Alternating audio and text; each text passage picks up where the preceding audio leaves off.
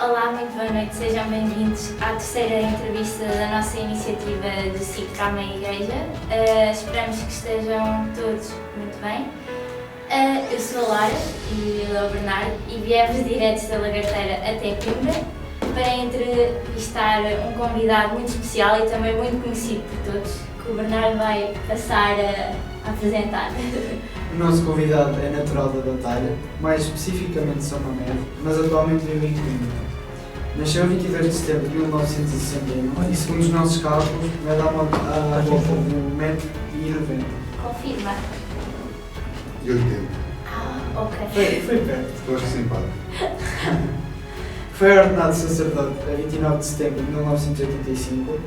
Mais tarde assumiu o cargo de reitor de Santuário de Fátima a 25 de setembro de 2008. A 28 de abril de 2011 foi nomeado pelo Papa Emérito Bento XVI Bispo da Diocese de Coimbra até aos dias de hoje. Portanto, como já deu para perceber, o nosso convidado é o Sr. Bispo da nossa Diocese de Coimbra, Dom Virgílio Antunes. Boa noite, Sr. Bispo, e muito obrigado por nos receber. Boa noite, Bernardo. Boa noite, Lara. Boa noite a todos. Nós trouxemos algumas perguntas e alguns desafios para si, para ficarmos a conhecer um bocadinho, melhor e também para as pessoas o conhecerem um bocadinho melhor, e para também nos contar um pouco do seu percurso desde bem lá atrás até aos dias de hoje. Portanto, a primeira pergunta que nós colocamos é, enquanto criança, quais é que eram as suas brincadeiras favoritas? Se ainda se lembra. Eu dou uma boa noite a todos agora, mesmo os que estão do outro lado. Eu, em primeiro lugar, gostaria de dizer que é uma grande alegria poder estar convosco nesta noite, correspondendo a este convite e participar, então, nesta vossa atividade, porque acho que é uma ideia muito boa de reunir de jovens, de falar com eles, de, enfim, dentro das circunstâncias em que estamos, também pôr as novas tecnologias a funcionarem para congregar as pessoas, e tenho muito gosto também de os receber aqui na casa onde vivo, que é a Casa Episcopal da Diocese de Coimbra, que não é minha, mas que é de todos nós, que é da nossa Diocese de Coimbra. Obrigado também pela apresentação, foi uma pesquisa bem feita e fiel. Obrigado. E então, eu de facto, como nasci em 1961, como agora o Bernardo disse, enfim, as minhas brincadeiras da infância não eram exatamente iguais às das crianças dos dias de hoje, nem iguais àquelas que foram as vossas, porque também nasceram numa época muito diferente. Quando eu nasci, ainda não se via televisão sequer, portanto não havia desenhos animados para ocupar a maior parte do tempo, para mandar calar os meninos e ocupá-los. Também não havia computador, nem havia telemóvel, nem havia internet e, portanto, o nosso mundo numa aldeia era feito tudo aquilo que existia à nossa volta. E o que existia à nossa volta era aquilo que nós conseguíamos construir como brinquedos. Construíamos carrinhos, com certeza, já havia carros de rolamentos, que a gente aproveitava alguns lugares com o piso mais plano, que não era fácil de encontrar, porque a maior parte das estradas não eram de alcatrão, portanto o piso não era bom para carros de rolamentos, mas havia nas aldeias um lugar muito bom para isso, que eram as eiras, onde se fazia a debulha do milho e do trigo, que era um piso plano. Um empurrava e o outro ia à boleia do caminho. Mas depois, com certeza, que ainda havia peões e havia aqueles jogos das escondidas e tudo coisas muito, vamos dizer agora, quase primitivas, mas que eram as brincadeiras próprias e havia corridas próprias daquele tempo em que não havia propriamente brinquedos, nem de plástico, nem de metal. O que mais podia haver era alguma coisa feita de madeira, lá por algum avô ou por algum tio, que era simpático e gostava de construir alguns brinquedos para as crianças. E depois, com certeza, que já se jogava a bola. Sim. Eu lembro quando andava na escola, a minha escola era uma única sala e era muita criança. E eram primeira, segunda e quarta classe de manhã e a terceira classe era de tarde. E a escola tinha lá atrás um grande campo com oliveiras e muitas pedras. E nós jogávamos a bola pelo meio das oliveiras, pelo meio das pedras, mas batia tudo certo. Era uma vida, de facto, de crianças que não era rica, mas era muito feliz, muito livre. Por cima não havia aquele medo que os pais hoje têm, que é razoável, de quem passa e de sair de casa. Toda a gente ia sozinha para a escola, voltava para casa sozinha. Portanto, era um mundo muito mais livre do que aquele que as crianças têm hoje, dadas as circunstâncias de agora e daquela altura. Exato. Uma outra pergunta. Ainda mantém contacto com algum amigo de infância? Sim, mantenho, com certeza. Muitos dos meus amigos de infância não moram aqui em Coimbra, também não moram lá, porque uns emigraram para os Estados Unidos, ou ir para o Canadá, e para a França, e para a Suíça, portanto não são muitos, mas ainda agora que estive uns dias lá na minha aldeia, na minha casa, havia lá pessoas que estão de férias e que eram dos meus amigos da infância, com quem me pude encontrar. E eles agora têm a facilidade também de poder acompanhar muito daquilo que eu faço e que eu digo, através do Facebook, que é uma máquina esplêndida para pôr as pessoas em contacto umas com as outras, e voltou a aproximar pessoas, como é no meu caso, que já não se encontravam, que não contactavam, que não se viam há décadas.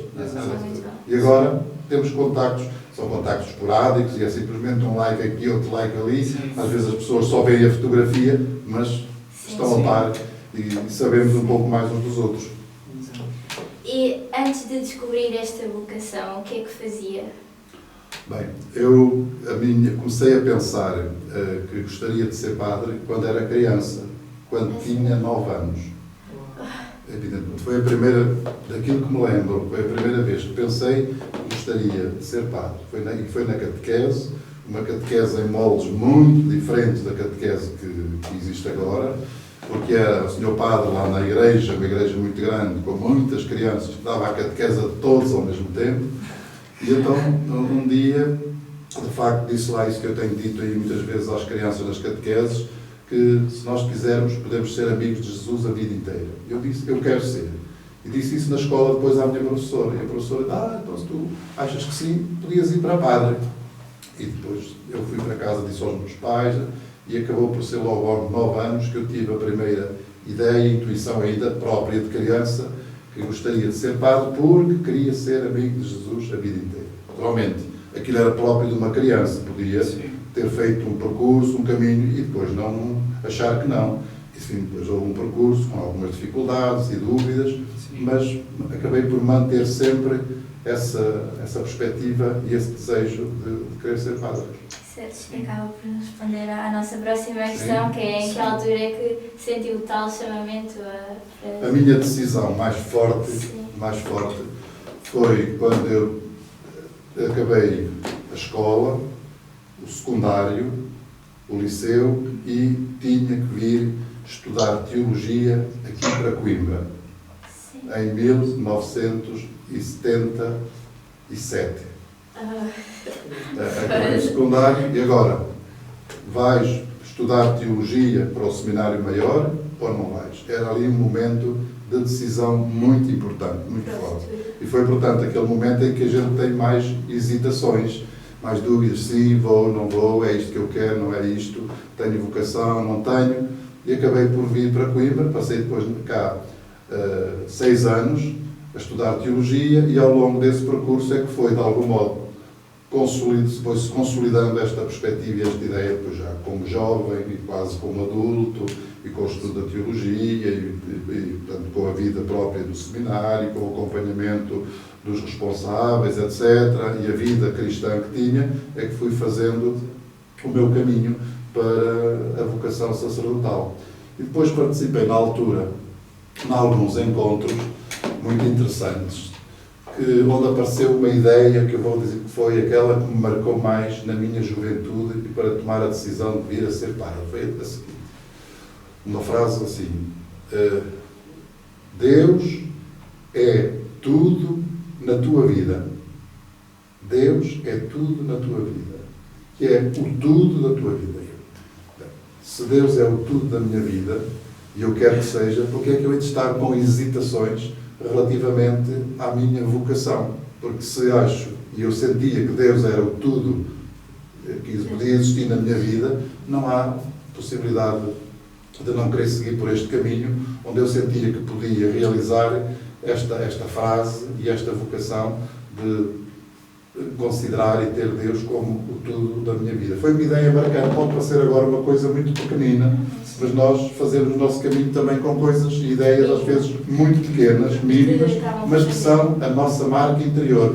E há muitas outras ideias, como a gente diz sempre, que é servir a igreja, e servir a Deus, e trabalhar pelos outros, e pôr a minha vida ao serviço da humanidade, e ao serviço da fé. Tudo isso é verdade, mas aquela frasezinha pequenina foi aquela que cá por dentro me marcou mais e que, naturalmente, tudo isso estava subjacente e fazia parte do conteúdo daquela frase tão pequenina, mas que teve uma importância tão grande para mim.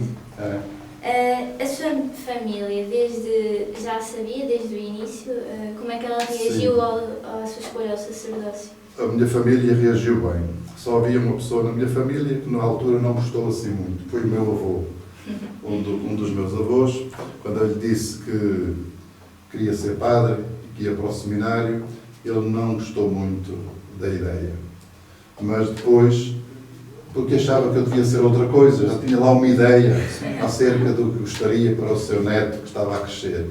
Mas depois, à medida que viu que esta era uma realidade, ficou de tal maneira mudado, foi uma daquelas pessoas que mais gosto teve, por assim dizer, em acompanhar o meu caminho vocacional para ser ordenado padre. Sim. O que mais se recorda da sua passagem pelas paróquias de Barreiras e paróquia de Cortes, que foi onde decorreram as suas primeiras missões depois de ter sido ordenado padre? Sim, eu quando fui daqui de Coimbra, ainda não era padre, era diácono, fui trabalhar, ainda chamávamos de estágio na pastoral para duas paróquias. A primeira chamava-se Milagres, que é junto à Leiria, e a segunda foi Marinha Grande. Sim. Mas fiquei lá muito pouco tempo, porque depois fui ordenado padre e fui imediatamente trabalhar para o seminário de Leiria, onde fiquei durante 7 anos a trabalhar na formação dos seminaristas do chamado Seminário Menor. E ao mesmo tempo colaborava nessas duas paróquias, Barreira e Cortes, onde ia todos os fins de semana. E foi um tempo muito bonito, porque eram os primeiros anos, e ainda hoje encontro muitas pessoas que conheço dessas duas paróquias, que tenho muito gosto sempre de encontrar, porque foram aqueles primeiros amores do trabalho pastoral, tanto Milagres, depois Marinha Grande, um pouquinho de tempo, depois Barreira e Cortes. Foi o meu trabalho, foi um tempo maravilhoso, que estava a descobrir e estava cheio de entusiasmo próprio. Dos 24 anos que eu tinha, fui ordenado padre quando tinha 24 anos, portanto, ainda era um jovem e estava cheio de vontade e de entusiasmo, as pessoas acolheram-me sempre muito bem. Nós sabemos que foi reitor do Santuário de Fátima. A questão é, como é que foi ser reitor do Santuário de Fátima? Foi outra coisa muito boa que aconteceu na minha vida. Eu estive no Santuário de Fátima a trabalhar durante 6 anos e durante cerca de 3 anos fui reitor. Sucedia um homem que tinha sido reitor durante 34 anos. E eu depois fiquei a assumir ali assim durante aquele período de tempo. Foi um tempo muito bonito, porque também fui muito bem acolhido. E depois é um lugar com um significado para a Igreja e para o mundo enorme. Tive a possibilidade de contactar com muitas pessoas, tanto em Portugal como em muitos países do mundo, que têm uma ligação grande com Fátima e com a Nossa Senhora de Fátima, que tem esta devoção. E, portanto, foi um tempo de continuar a descobrir uma outra realidade que eu só conhecia assim teoricamente, mas que não conhecia diretamente. Portanto, foi um tempo muito rico. Depois é que chegou, então, o convite para ser o Bispo de Coimbra e interrompi essa atividade, porque a vida é assim. É feita de desafios e nós, quando assumimos a vocação sacerdotal, já sabemos que a nossa vida pode passar-se em diferentes lugares. Nós fazemos uma promessa bonita, também é difícil de obediência e, portanto, é onde for necessário estar. Eu tinha estado no Seminário de Leiria, tive no Santuário de Fátima, depois fui para a Diocese de Coimbra, portanto, não há que voltar atrás e foi este Isso é avançar. ótimo. Tem uma grande experiência, já passou por muitos sítios. Sim, eu fui ordenado padre há 35 anos. Nós agora, no mês de setembro. E de facto, devo dizer que tem sido uma vida sempre de desafios muito grandes, também de dificuldades, evidentemente, e isto da gente se adaptar a um lugar que não conhece. Eu, quando vim para Coimbra, não conhecia cá quase ninguém. Sim. Cheguei, vindo de outro lugar, a uma diocese onde não conhecia as pessoas, não conhecia a realidade, não conhecia as paróquias, nem sequer os padres conhecia, portanto foi começar quase do zero. Mas na nossa vida há muitas situações em que é assim mesmo. Se houver esta motivação interior, e é neste caso, como é um serviço da Igreja, é um serviço da fé, tem de contar-se com a fé e com a ajuda de Deus. Vamos fazendo uns erros aqui e ali, umas coisas que podiam ser feitas de outra forma, mas fazemos o caminho. Algum dia pensou que poderia chegar a bispo e qual foi a sua reação após o conhecimento da sua nomeação? Olha, eu pensar não pensei, mas de vez em quando tinha esta dificuldade de ouvir alguns dos meus colegas padres que ia brincar diziam, qualquer dia o bispo vais ser tu, ainda vais ser bispo. Naturalmente não estava no meu horizonte. A minha reação no dia, fui nomeado no dia 28 de abril, como tu disseste, 2011, foi assim um bocadinho difícil encarar a realidade. Sim. Porque uma coisa é ouvir dizer a brincar, podes ver a ser bispo, e outra coisa é acontecer, é receber um telefonema do Núncio Apostólico em Lisboa a dizer que queria falar comigo. E eu disse, isto já não está a correr tão bem como porque já se dizia que provavelmente este é que é capaz de ser bispo. Portanto, como já se dizia, quando ele me telefonou, de modo que convidou para ir a Lisboa falar com ele. E é muito interessante que nessa viagem a Lisboa correu-me tudo mal. Porque eu ia nervoso. Ia muito nervoso. Saí de Fátima, sem dizer nada a ninguém, para um dia, e fui para Lisboa. E depois cheguei a Lisboa, não vejo GPS, não consegui encontrar o local, a casa. A Anunciatura Apostólica. De modo que fui estacionar o carro e estava para ir num táxi para ver se encontrava o lugar. Por incrível que pareça, acho que a primeira vez na minha vida eu não tinha dinheiro na carteira. De modo, o que é que tive que fazer? Tive que ir à procura de uma caixa multibanco para ir levantar dinheiro, para depois ir no táxi e depois pagar. De modo que cheguei lá 1 hora depois daquilo que estava previsto. Mas chegou. Venho atrasado. Não há problema, ainda aceito mesmo. De modo que deu-me essa informação. Enfim, é um misto, ao mesmo tempo, de emoções. Por um lado, a alegria, com certeza, por outro lado, há assim, uma certa perturbação da responsabilidade, da gente não saber o que vai acontecer, como vai ser, o desconhecido. Portanto, há um misto de sensações muito forte. Então, e qual costuma ser a sua rotina diária? Porque há muita gente e falamos por nós, temos essa curiosidade, qual será a rotina diária do senhor? Depende muito das épocas. Eu, quando andei a fazer a visita pastoral, foram cerca de 7 anos, aquela visita em que passei por todas as paróquias e que estava nas celebrações, nessa altura, a minha rotina era uma, agora é um bocadinho diferente. Mas há algumas coisas que se mantêm. Eu costumo sempre celebrar a missa e a oração de da manhã, que chamamos as laudes, às 7h45. Aqui em casa, quando não tenho outra celebração em outro lugar. Depois tomo um pequeno almoço e a partir das 9 horas estou sempre pronto para o trabalho. Seja cá em casa, porque eu tenho pessoas para receber, tenho o trabalho do escritório para fazer, os mails, as cartas, sobretudo a receber pessoas e dialogar com os padres, enfim, mas também tenho muitas outras coisas que são fora. Pessoas que convidam para ir, trabalhos que devo realizar, as muitas reuniões que a gente tem ao longo do ano, com o Conselho Pastoral, o Secretariado da Coordenação Pastoral, o Conselho para os Assuntos Económicos, o Conselho Episcopal, o Conselho Presbiteral, tem depois algumas reuniões da Conferência Episcopal Portuguesa, portanto há um mundo muito grande de reuniões que é necessário fazer. Depois costumo almoçar pela 1 hora, onde estou cá, e depois de tarde continuo, e portanto é um dia de trabalho normal, e à noite, na maior parte dos dias, também tenho reuniões. Quando era na visita pastoral, saía de casa às 9 da manhã e voltava a casa à meia-noite. Portanto, com as atividades todas de estar ao serviço, de ir ao encontro das pessoas, enfim, com um programa que era elaborado pelos sacerdotes e pelos seus colaboradores. Portanto, há um mundo muito vasto de atividades, umas em casa e depois outras fora. Ao fim de semana, sábado e domingo, é praticamente sempre fora. Vou às paróquias, vou fazer celebrações, vou fazer o carisma, vou fazer, enfim, tudo aquilo que é necessário fora aqui da casa onde vivo. Sim. Sendo bispo, tem tempos livres? Se sim, quais os seus passatempos? Olha, tempos livres, enfim, eu faço por ter, porque toda a gente precisa. Nem toda a gente, nós estamos sempre a trabalhar desde que se levantam, por evidente. Portanto, eu costumo tirar a segunda-feira para descansar, sempre que posso. E quando posso descansar, vou para a minha aldeia e lá gosto de me ocupar com as coisas, no jardim, no campo, também gosto de andar e de passear.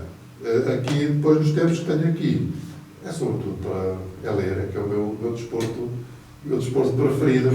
Também devia ter outros, mas não sou assim muito desportista, de modo que gosto de fazer umas caminhadas aqui em Coimbra, ou ali para o lado do estádio, ou ali para o lado do centro da cidade, mais à noite, mas os meus tempos livres não são assim ocupados, senão a leitura é aquilo que mais gosto de fazer. Também gosto muito de ouvir música. E pelo que nós sabemos, também se sabe muito bem jogar ping-pong.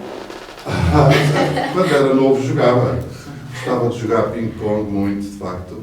Jogava sempre. Também gostava de jogar bilhar. Aquele bilhar das 3 bolas.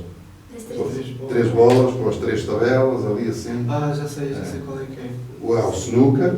Sim. Eu gostava mais de jogar o bilhar das 3 bolas, porque havia lá em Leiria, onde estive muito tempo, tinha lá uma mesa e eu dava uns toques bastante bons. Quando era novo jogava basquete, jogava handball, vôlei, futebol pouco, não gostava muito, era um bocado mais fraco, mas nas outras modalidades fazia praticamente tudo. Até aí aos 35 anos fui jogando alguma coisa, mas pouco. Agora, caso tenham algumas perguntas para o Sr. Bispo acerca deste assunto, podem, é o momento, não tenham vergonha. Para pôr uma questão. Podem perguntar todas as vossas questões ao Sr. Bispo, que teve vergonha. Exatamente, agora é a altura de alguém falar dos participantes. Quem deseja falar? Esta é voz off.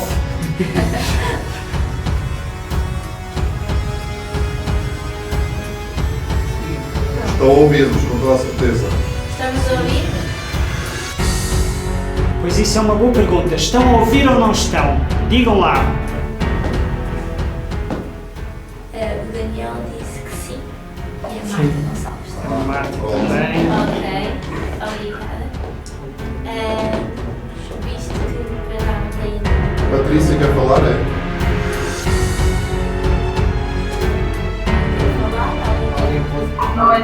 Estavam a dizer que se estávamos a ouvir, eu estava a dizer que sim, que estávamos a escutar. Boa noite. Boa noite. Então, Patrícia, o que é que diz mais além disso? De onde é a Patrícia? Eu sou de Avelar, perto de Ancião. Muito bem. Perto de Ancião. Bem-vinda. Obrigada. Uh, Estava aqui a pensar numa pergunta que pudesse fazer, que não fosse indiscreta, mas... Pronto, então, visto que para já não tem nenhuma Sim, pergunta, sim. nós temos 2 desafios para si, não é preciso ter medo.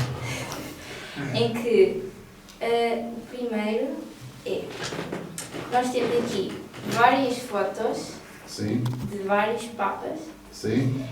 em que vai ter que ordenar por ordem cronológica, desde o atual até ao mais antigo, que está aqui, não estou aqui todos. Oi, até São Pedro. E se tiver, e como sabemos, já teve contacto com alguns, pode-nos contar alguma história que teve com eles? Sim. Pode ordenar. Então qual é a ordem? Tem que nos Pode dizer a dizer em nós. voz alta. Ora, vamos cá ver. Isto é um bom desafio. Vocês gostam de complicar a vida. Acho que eles já estão... Não estão por ordem, não. Não? Pois não. Eu acho que este primeiro parece-me o Papa São Pio X. Não será? Não. Então diz lá. É o Dom Frei Francisco Rendeiro. Não, isto é bispo. Isto são papas, não é? Vê lá a papa. Devem ser bispos. Enganei. Enganaste-te. Ai, querias o bispo. Mas são papas da mesma. Esses são papas.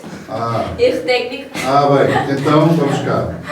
O primeiro, tenho aqui, é o Papa Paulo VI. Sim. Papa Paulo VI. Verdade. Bem, o Papa Paulo VI era o Papa da minha infância. Portanto, é um conhecimento só das poucas imagens da televisão e naturalmente tenho uma memória que não é direta da vinda do Papa Paulo VI a Fátima em 1967. Eu nasci em 61, eu devia ter uns 6 anos. E a minha memória é a seguinte: eu não o vi porque as crianças com 6 anos não as deixaram ir a Fátima ver o Papa. Eu estava lá próximo, mas não pude ir. Foi uma grande pena minha, porque ele passou ali muito perto da minha aldeia e eu não pude ir a Fátima porque ainda não andava na escola e foram as crianças que andavam na escola e na catequese, mas fiquei altamente aborrecido por isso. De modo que a minha memória é esta. E depois tenho uma memória própria de criança, é que ali nas redondezas andava a GNR a cavalo, a patrulhar ali a região. E passavam carros em maior abundância do que era costume. E, portanto, é uma memória de criança, Sim. mas interessante. Do Papa Paulo VI, depois, lembro-me da morte dele, e, portanto, acompanhei assim, mais à distância. Foi o grande Papa que deu continuidade ao Concílio Vaticano II. Esta imagem da Igreja que nós agora temos, em que os leigos participam, em que se considera o povo de Deus em primeiro lugar, coisas que para vocês são as mais evidentes, as mais óbvias de todas, tem muito a ver com o trabalho realizado no Concílio e depois no pós-Concílio Vaticano II pelo Papa Paulo VI. Mesmo a liturgia que nós agora celebramos, este modo de celebrar a liturgia e a missa, é a liturgia do missal do Papa Paulo VI. Portanto, com uma importância muito grande na Igreja. Agora, aproximamos mais. Depois, o segundo é o Papa João Paulo I. Temos aqui o Papa João Paulo I. Este é o Papa João Paulo I, que se chamava Albino Luciani. Foi o patriarca de Veneza. Este Papa foi só cerca de 30 dias. Papa, porque morreu ao fim de cerca de 30 dias e ficou conhecido pelo Papa do Sorriso. Era um homem sorridente e bem disposto. Também não o conheci pessoalmente, mas foi uma novidade muito grande para a Igreja quando este homem se apresentou na Praça de São Pedro, sorridente, bem disposto, como um homem feliz. Deixou uma marca no mundo muito importante. Né? É conhecido pelo Papa do Sorriso. Depois, lá ver se eu não erro, senão depois chumbo. Depois temos o grande João Paulo II, o grande Papa João Paulo. Este é que foi o Papa da minha juventude e, portanto, foi sempre o Papa do meu coração também, porque apanhou-me na juventude e com este já tive a possibilidade de estar várias vezes. Era um homem, era da Polónia, como vocês sabem, e chegou a Roma cheio de energia. Este aqui era um atleta, era um alpinista, era um homem do ski, fazia ski nas montanhas da Polónia, sim, fazia ski. E, portanto, foi o Papa da minha juventude que me marcou muito, até porque ele teve um pontificado muito longo. Tive alguns contactos diretos, agora pessoais, com ele. O primeiro foi, como disse, em Fátima, em 1982, quando ele veio, depois do atentado na Praça de São Pedro. E quando ele teve também um atentado em Fátima, porque um sacerdote foi contra ele com uma arma para o matar. Chamava-se Padre Crónio. E eu estava lá exatamente nesse lugar, porque estava de acólito do Papa, era o que levava a mitra, e portanto estava lá nessa situação. Fiquei muito impressionado com a figura do Papa, cheio de energia. Quando acabou a homilia estava completamente cheio de suor, mas com uma voz forte. E ainda tenho aqui, parece que na minha mão, a sensação do aperto de mão, portanto, da mão parece que ficou gravada na minha mão a sensação de cumprimentar o Papa, que era a minha primeira vez que cumprimentava um Papa, uma coisa absolutamente distinta, fenomenal. Depois tive alguns contactos mais com ele em Roma, quando estava a estudar em Roma, pude ir 3 vezes à missa na capela privada, às 7 da manhã, em que havia um grupo aí de 10 ou 15 ou 20 pessoas, e pude ir lá à missa 2 ou 3 vezes, portanto uma sensação muito forte, além de participar em algumas audiências. Foi o Papa da minha juventude, não só, mas que me marcou mais enquanto Papa, foi o Papa João Paulo II, para não falar nas jornadas mundiais da juventude que ele iniciou. Depois, temos o Papa Bento XVI. Bem, este tem duas coisas bonitas. A primeira, foi ele que o nomeou bispo. Foi ele que o nomeou bispo. E antes, eu, quando estava reitor do Santuário de Fátima, tinha organizado a vida dele a Portugal em 2010.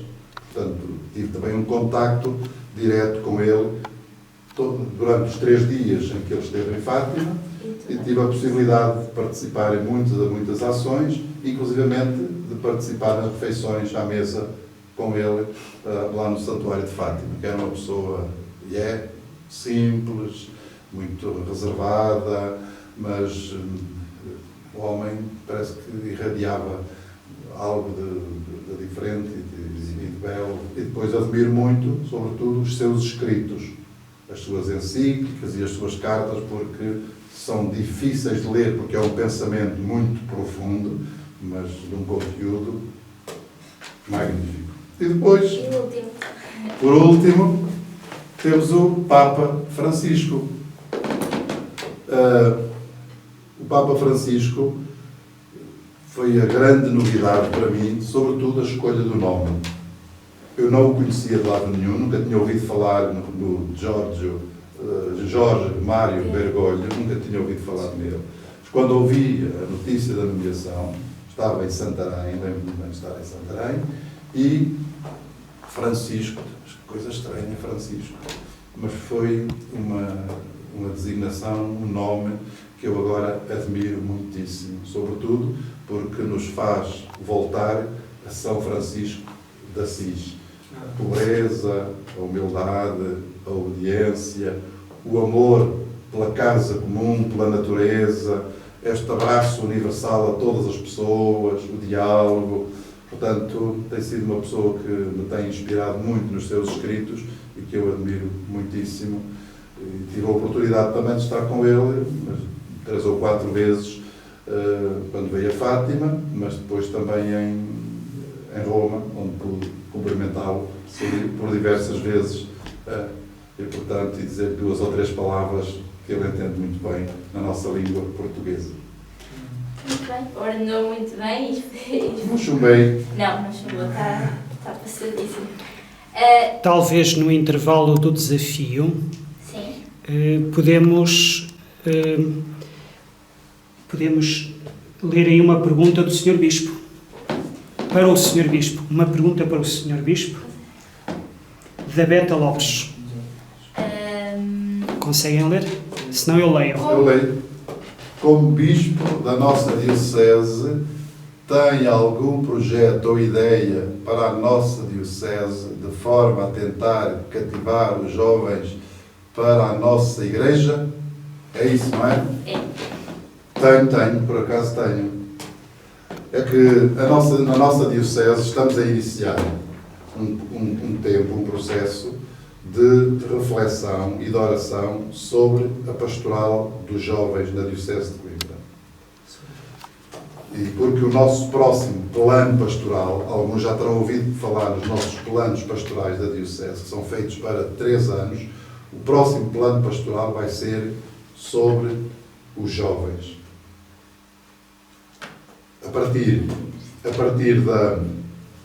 da exortação apostólica que fez o Papa Francisco, depois do Sínodo dos Jovens, ou do Sínodo dos Jovens, depois o Papa fez um texto chamado Exortação Apostólica, dirigida aos jovens e à Igreja, que se chama Cristo Vive, e onde nos dá muitas ideias e muitas perspectivas acerca daquilo que há de ser o trabalho pastoral com os jovens no mundo e que nós queremos que seja também na nossa Diocese de Coimbra. Portanto, ao longo deste próximo ano pastoral, começa agora em outubro e vai até julho, agosto do próximo ano, nós vamos procurar fazer uma reflexão sobre o que há de fazer a Igreja pelos jovens e com os jovens. E vamos também chamar os jovens a refletir sobre o assunto, para que digam eles mesmos o que é que pensam que a Igreja pode e deve fazer. Inclusivamente, já está marcado, irei um serão ao Arciprestado de Chão de Couce para fazer um encontro com os jovens que estão nos grupos ou que quiserem estar, para iniciarmos esta reflexão e este trabalho. O Papa Francisco disse-nos uma frase muito importante nas últimas Jornadas Mundiais da Juventude, que é a seguinte: os jovens são o presente da Igreja, o agora da Igreja, o presente da Igreja. Isto talvez ninguém tivesse dito até agora. Os jovens são a Igreja do futuro, são a sociedade do futuro, são a esperança, são isto. Não, eles são o presente da Igreja. E nós, na nossa Diocese, queremos que esta frase seja uma realidade, que os jovens sejam efetivamente o presente da vida da Igreja. Porque uma Igreja, uma paróquia, um serviço, um movimento, uma Diocese sem jovens é uma coisa a caminho da morte. Portanto, e não é os jovens, então, só o presente, já podem ser efetivamente a Igreja, e mesmo enquanto jovens, com os seus 15, 16, 17, 18, não sei até quando é que vai a juventude, alguns dizem que é até aos 35, outros ainda querem que seja até mais tarde, para ficarem incluídos, mas o presente da Igreja, porque eu também tenho uma palavra a dizer, é claro que têm, e também têm um trabalho a realizar, com certeza, e também podem ser evangelizadores dos outros jovens e dos adultos, evidentemente.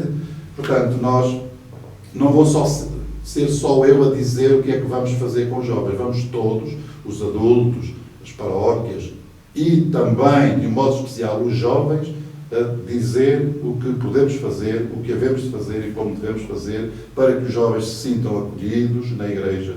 Temos de criar muitos espaços em que os jovens se sintam bem, muitos encontros, até lugares onde eles possam estar tranquilos, com a sua linguagem, com a sua mentalidade, próprias da sua idade, até com alguns dos seus erros e dos seus exageros, porque os jovens de vez em quando também podem errar e exagerar, mas tem que se lhes dar lugar a vocês e a muitos outros para serem jovens na Igreja à vossa própria maneira, naturalmente sem pôr em causa o Evangelho, que é a nossa regra, sem pôr em causa aquilo que é fundamental na vida da Igreja.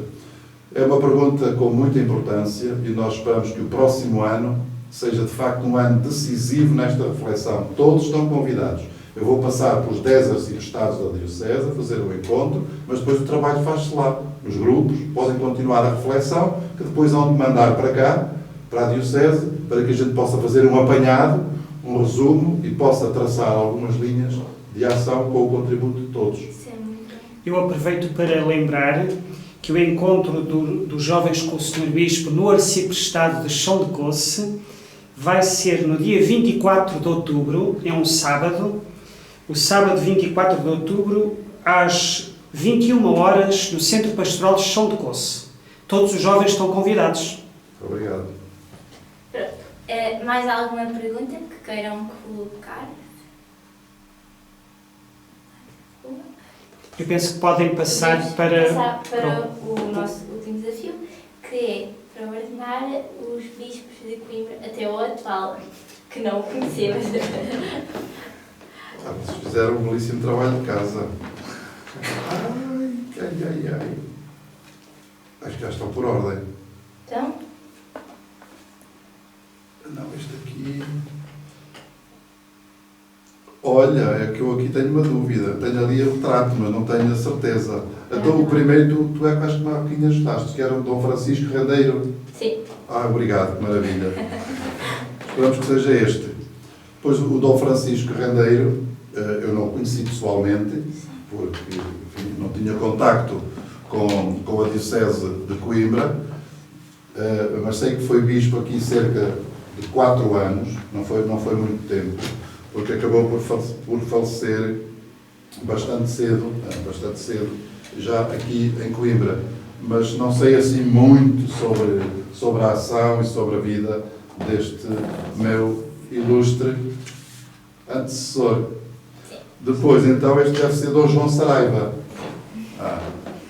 Dom João Saraiva também foi bispo de Coimbra há pouco tempo, também uns 3 ou 4 anos, e, portanto, na década de 70, já no início da década de 70, e, portanto, também não conheci pessoalmente, também faleceu aqui em Coimbra, porque também de doença, e não foi assim um bispo num tempo muito longo. Mas depois vem aqui o seguinte, que é Dom João Alves.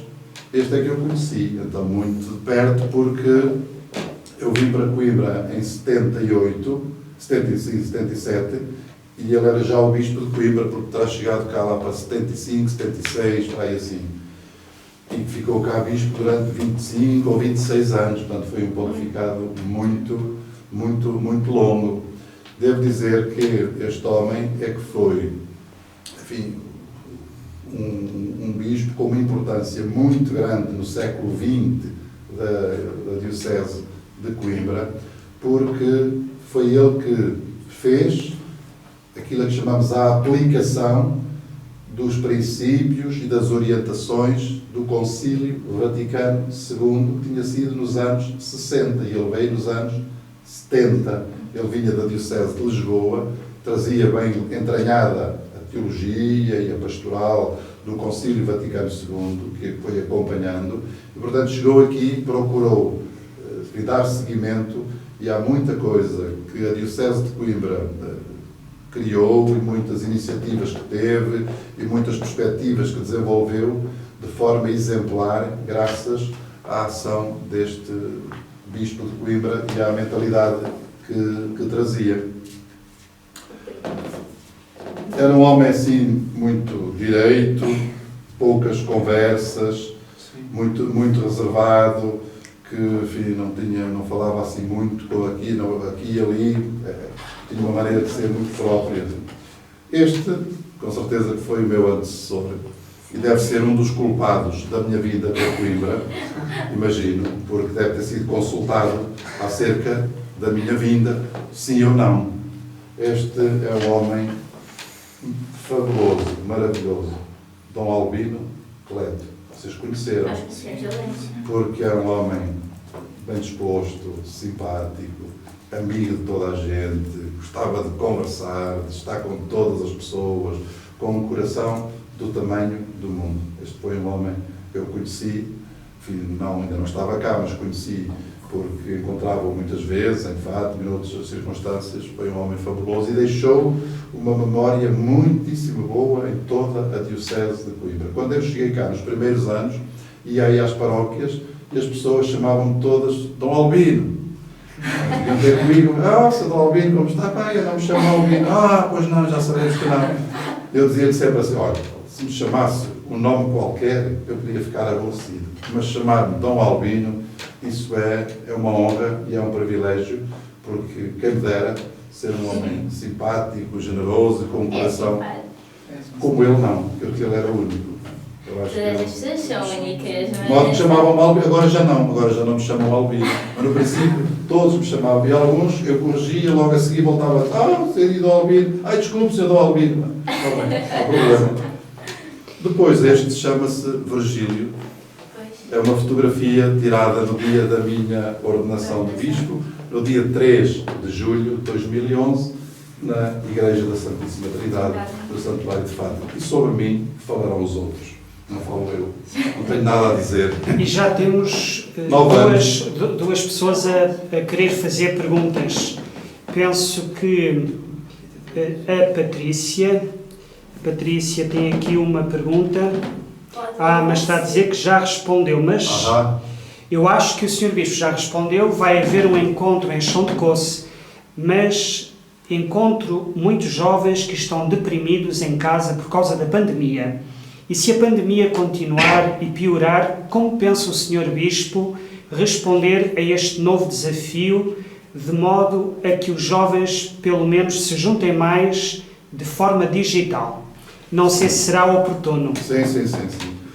Esta é uma iniciativa que é vossa, mas que eu apoio plenamente, porque é uma forma depois de nos encontrarmos, enfim, sem os perigos que possa ter a expansão do vírus. Este encontro que falei também vai ter uma versão digital.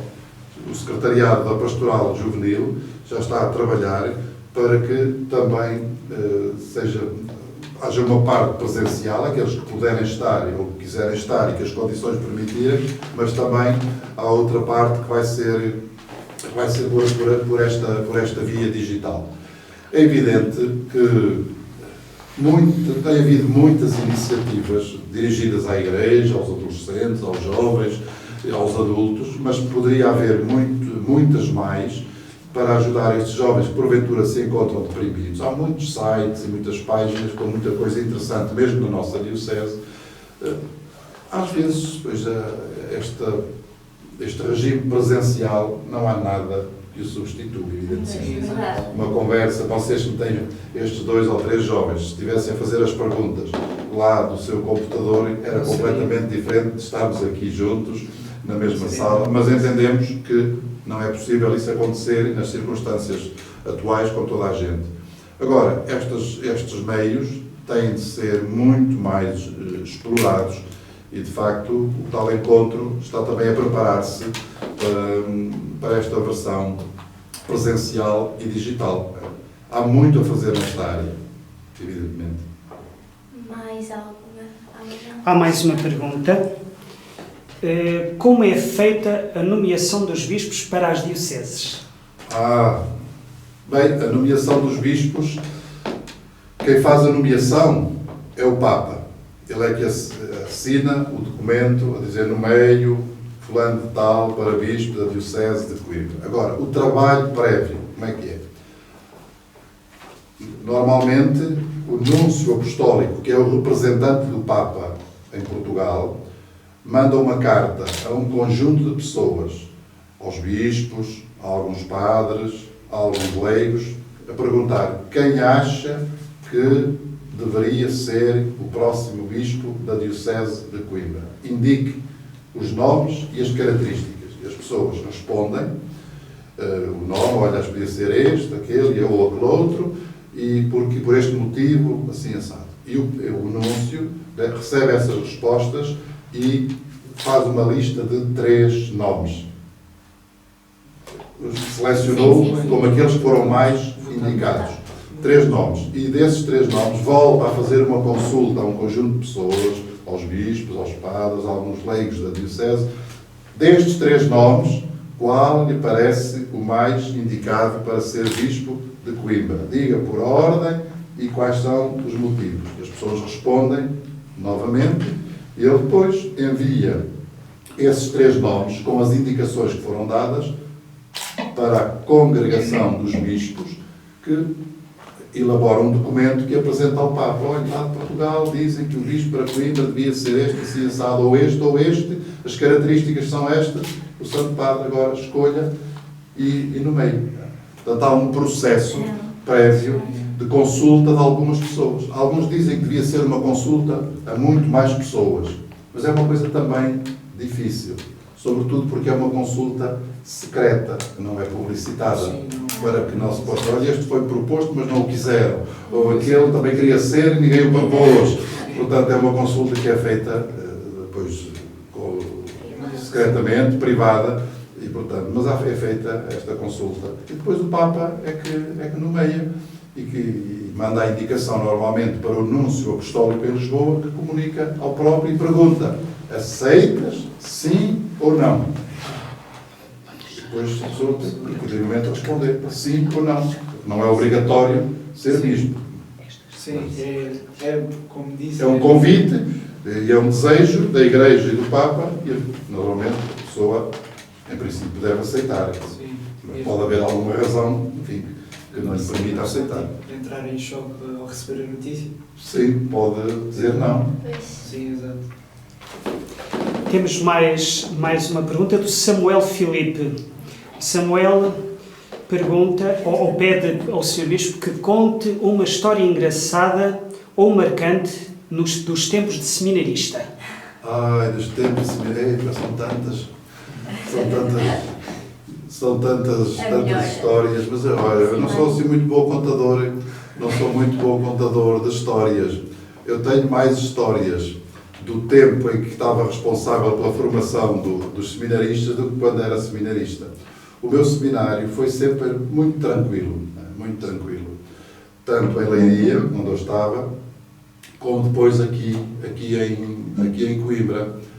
Agora, o meu último ano, eu passei aqui no seminário de Coimbra. Durante os primeiros 5 anos, vivia ali na Solum, numa casa com vários seminaristas da Diocese de Leiria. E ali, no meu último ano, fizemos durante a noite de Carnaval, umas coisas assim um bocado tontas, à maneira própria dos jovens, que foi revolucionarmos ali aquela casa quase toda. Inclusivamente, havia um sacerdote que lá estava e que era dos formadores e que tinha uma motorizada, e de manhã, quando acordou, tinha a motorizada a entrar da porta do quarto. Mas são daquelas coisas tontas que passam pela cabeça dos jovens que havia hoje, diria que não se devia fazer, mas enfim. Muito bem. Há mais alguma questão? Há aqui mais uma pergunta.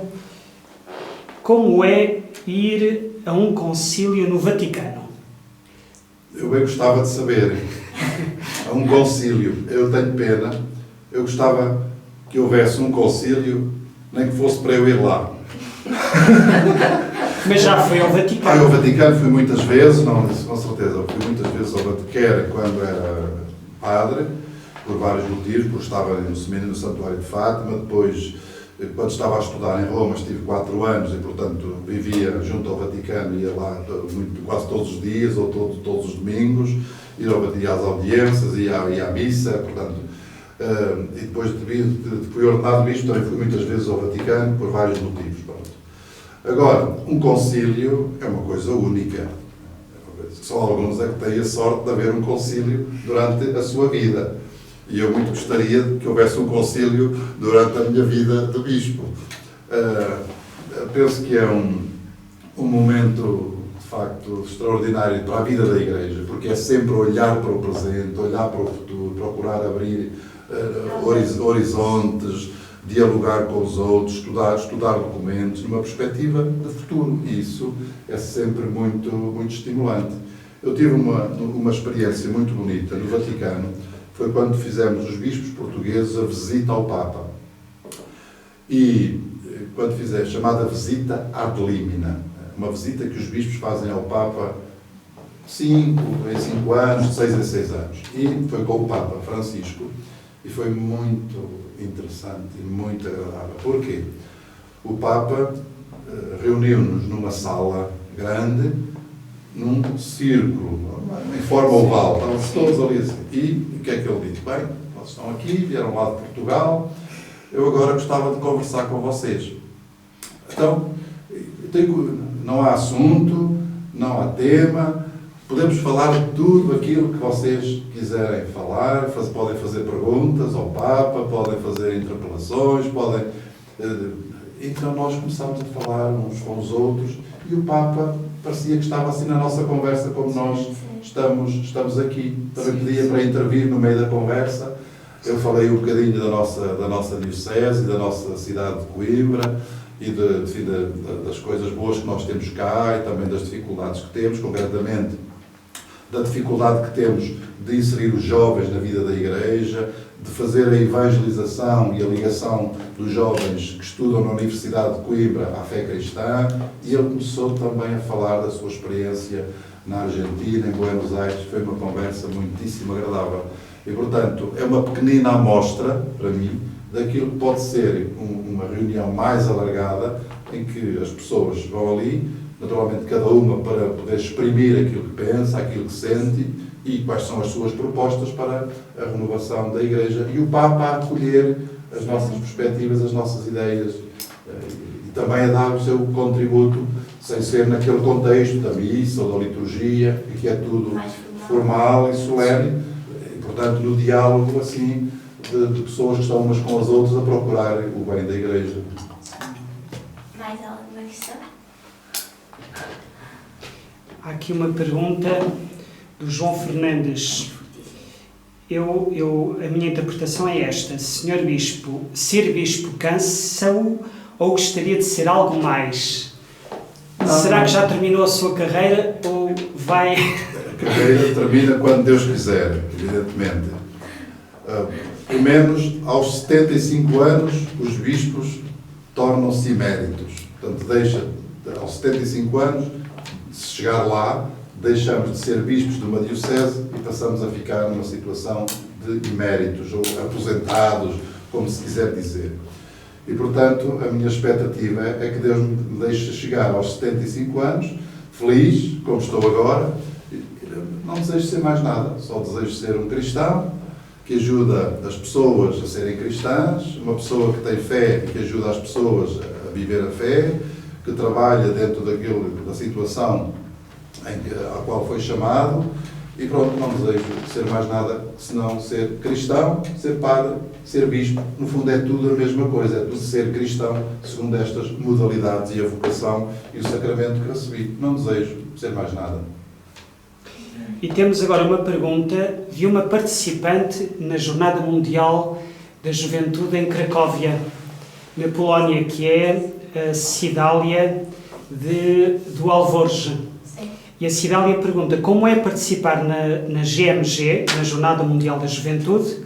São todas diferentes? Em quantas participou? Eu só tive pena, é uma das coisas que eu tenho pena, de não ter participado na Jornada Mundial da Juventude mais novo. Eu participei na primeira em 2011 em Madrid, já como bispo. E depois participei na de Cracóvia, participei na do Rio de Janeiro e na última foi Que foi em... Como é que se chama aquele país sul? Panamá. Portanto, participei em Madrid, Cracóvia, Rio de Janeiro e Panamá. Foram 4. Mas foi só quando já não era jovem. Essa que é a minha pena. Porque a minha participação foi já nesta condição de ser bispo. São maravilhosas para um bispo. Eu acho que muito mais maravilhosas são para um jovem que vai com a sua mochila às costas e com a sua liberdade e com a sua boa vontade e com o seu espírito desportivo e com o seu espírito de fé e com a sua alegria. A Jornada Mundial da Juventude é um evento maravilhoso. Todas diferentes, efetivamente, muito diferentes umas das outras, mas que dão-nos um entusiasmo. Eu acho que um jovem que participe ali ativamente e com espírito numa Jornada Mundial da Juventude nunca mais é a mesma coisa que era até ali. Não pode ser. Aquilo tem que fazer um efeito por dentro, na na adesão à fé, à Igreja, a Jesus Cristo, ao sentido da pertença à humanidade, que não o pode deixar de modo nenhum indiferente, porque é uma experiência fabulosa. Nós estamos todos ansiosos por Lisboa. Nestas últimas jornadas em que participei, fiz sempre as catequeses. Aquelas catequeses que, naqueles 3 dias, os jovens estão divididos por muitos lugares, muitas igrejas, muitos salões, ginásios, escolas, e há as catequeses durante 3 dias, durante a manhã. Foi uma experiência fabulosa, sempre fabulosa. O encontro com a alegria e com o entusiasmo dos jovens, depois para além dos momentos finais, que são a vigília, com o Papa, e depois a missa do encerramento. É uma coisa fabulosa. De modo que, caríssimos, vamos todos procurar aproveitar muito bem já o tempo de preparação e depois a participação, que há de mudar muito o panorama da Igreja e dos jovens em Portugal. Sim. Olha, eu acho que o Sr. Bispo gostava de saber quais foram os jovens que participaram nas Jornadas Mundiais em Madrid e em Polónia. Eu penso que há aqui jovens que participaram. Alguns. Digam lá alguma coisa. Quem participou? E mostrem-se, que nós queremos ver a cara. Quem participou numa Jornada Mundial da Juventude? Olá, eu não tenho câmara, mas eu participei na jornada em Cracóvia em 2016. A Juliana. A Juliana. E então, o que é que dizes? Foi espetacular. Eu só estou mesmo à espera da próxima. Já tinha ouvido falar das Madrid e que tinham adorado, mas viver aquilo tudo é muito intenso e é uma sensação tão boa durante tantos dias que parece que nunca acaba e que aquilo é um momento infinito. E que nem devia acabar, não é? Pois nós trazemos aquela sensação cá dentro. Mas Não percebi. trazemos essa sensação de que não devia acabar cá dentro de nós. Sim, parece que há até pouquinho tempo e só queremos que continue e de facto esperamos mesmo que venha a próxima. Mesmo que às vezes se passe um bocadinho de fome ou sede, ou que se faça uma caminhada muito longa, tudo isso é pouco importante. Até isso é bom, Até isso é traz bom. boas memórias. Cidália, diz alguma coisa. Cidália, é a tua vez. Não quer falar, a Cidália. Ela está-se a rir. Já Também tem. com a Juliana. Sim, estão a ouvir? Sim, sim. Estamos a ouvir. Conseguem ouvir? Sim. Sim. Sim, também estive com a Juliana. Também estive com a Juliana em Cracóvia, na Polónia, e também foi uma experiência. Muito boa. Muito bem. Agora a Diana. Oh, Diana, estás por aí?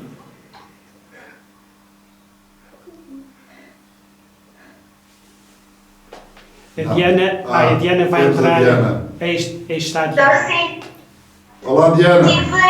Olá, eu estive em Madrid Estiveste em Madrid. e adorei a experiência. Lembras-te da trovoada e da chuva naquela noite de vigília? Houve uma trovoada muito forte e uma chuva muito forte em Madrid. Sim. Foi uma tarde de sol e depois foi a noite de chuva. Uma tarde extremamente quente, 40 graus, e depois uma chuva torrencial que derrubou tudo. Mas ficou bem na mesma. É verdade. Mas foi uma experiência única, fantástica mesmo. Obrigado. Que eu aconselho que quem ainda não foi, que aproveite. Sim. Pessoal, agora vamos ter cá em Portugal. Sem dúvida. E também já temos aqui nomeadas as pessoas que estão a fazer a preparação e aqui na nossa diocese já temos um conjunto de cerca de 30 pessoas encarregadas de toda a organização, sobretudo daquilo que são as pré-jornadas, o acolhimento dos jovens dos outros países que queiram vir uma semana antes e que queiram ficar aqui na nossa diocese de Coimbra, e esperamos depois poder que espalhá-los por grande parte da Diocese, sobretudo pelas sedes de conselho, etc. E vamos precisar de muita gente a trabalhar para os acolher naquela semana das pré-jornadas. Mas já está também em andamento a preparação.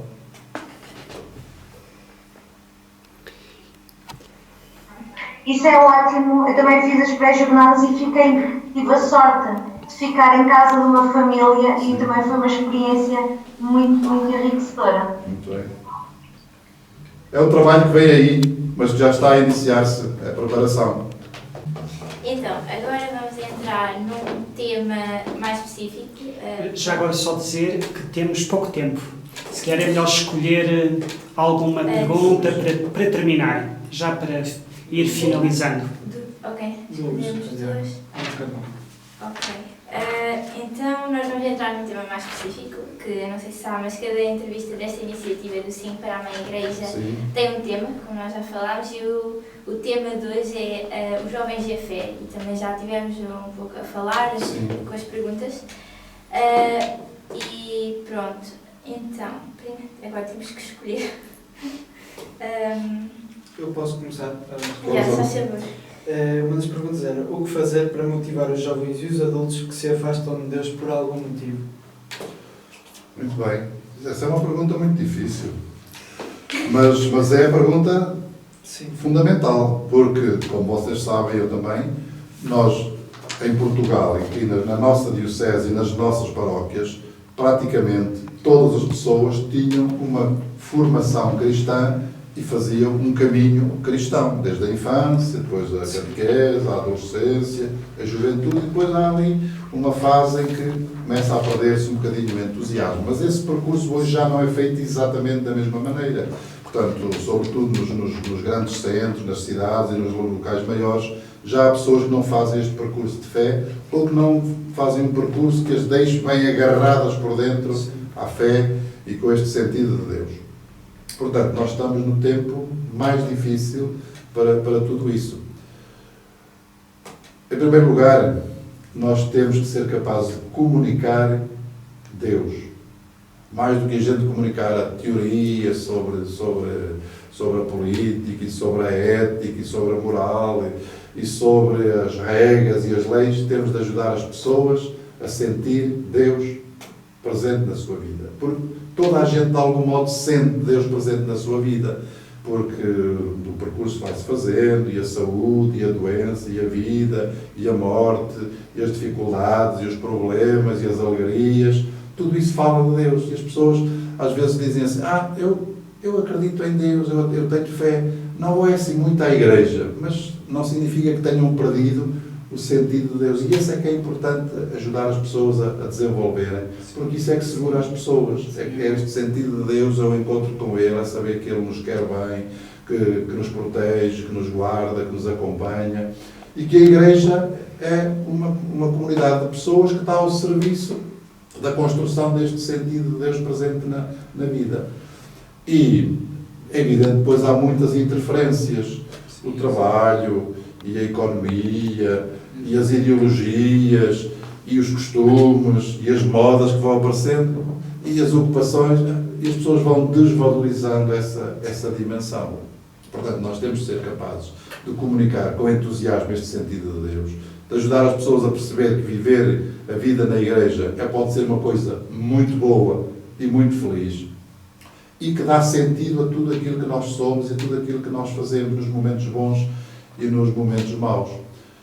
Concretamente, no que diz respeito aos jovens, os jovens têm de sentir-se muito mais à vontade no seu caminho e na própria Igreja. Na própria Igreja não significa naquele espaço interno, mas na comunidade cristã. Tem que ter os seus movimentos, tem que ter o seu grupo, tem que ter as suas atividades, tem que ter a sua boa disposição, o seu desporto, o seu grupo de convívio e de amigos, possibilidade dos seus debates, dos momentos sérios de oração e de peregrinação, mas segundo a sua linguagem, ao seu estilo, à sua maneira, com a ajuda de alguns adultos, com certeza, mas também sendo os jovens eles mesmos a liderarem o processo, como vocês estão a fazer já.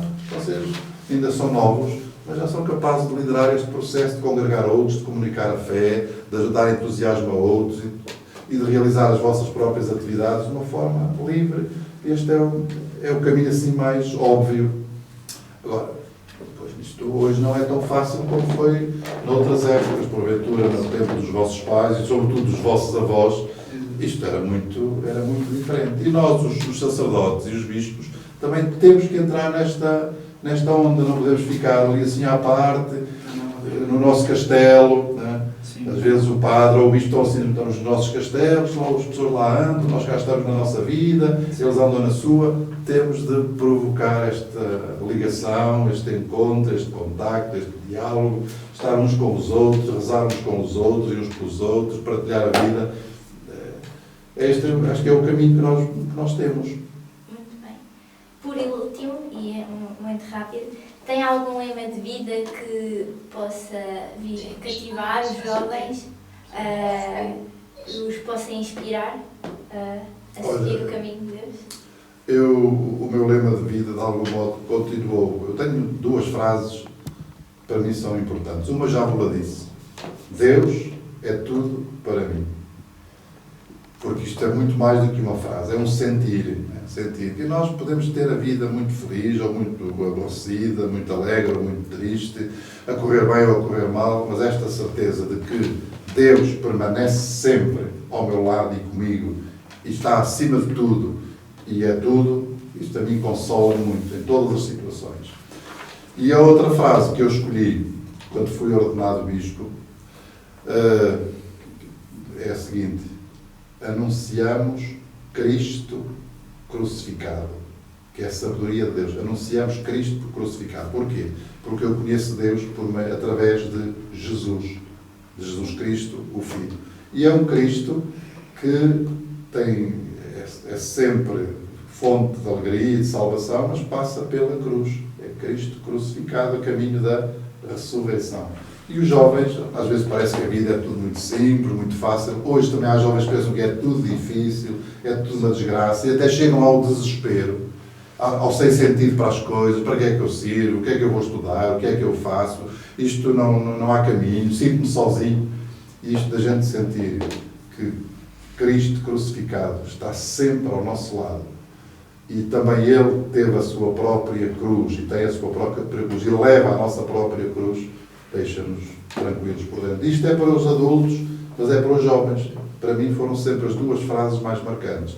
Deus é tudo para mim, vale muito mais do que todas as outras coisas que eu tenho ou que eu faça, e este Cristo crucificado, que é o caminho da vida e da ressurreição. Eu agora ligo muito ao título do texto que o Papa Francisco nos... Cristo vive. Cristo vive. É Cristo crucificado, mas é Cristo vive e faz viver.